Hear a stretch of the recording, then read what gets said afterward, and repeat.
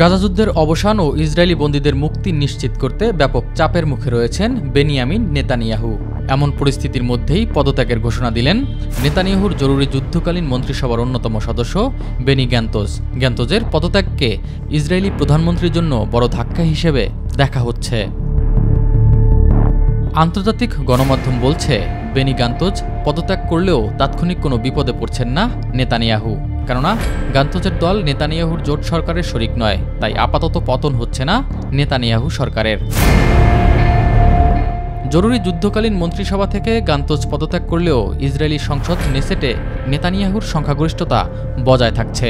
বর্তমানে নেসেটের ১২০ আসনের মধ্যে ৬৪টি নেতানিয়াহুর জোট সরকারের দখলে রয়েছে। তবে গ্যান্তজ সরকার ছাড়ায় ইসরায়েলি জরুরি মন্ত্রিসভায় এখন নেতানিয়াহুর লিকুদ পার্টি ব্যতীত অন্য কোনো দলের প্রতিনিধি রইল না। গত ৭ অক্টোবর ইসরায়েলে হামাসের আকস্মিক হামলার পর জরুরি যুদ্ধকালীন মন্ত্রিসভা গঠন করেছিলেন নেতানিয়াহু। ৩ সদস্যের এই মন্ত্রিসভায় অন্যতম সদস্য ছিলেন বেনি গ্যান্তজ। রবিবার পদত্যাগের ঘোষণা দিয়ে গ্যান্তজ বলেন, নেতানিয়াহু ইসরায়েলকে প্রকৃত বিজয়ের দিকে অগ্রসর হতে বাধা দিচ্ছেন। এ কারণেই জরুরি সরকার ছেড়ে যাচ্ছেন তারা। এই সময় আগাম নির্বাচনেরও আহ্বান জানান গ্যান্তজ।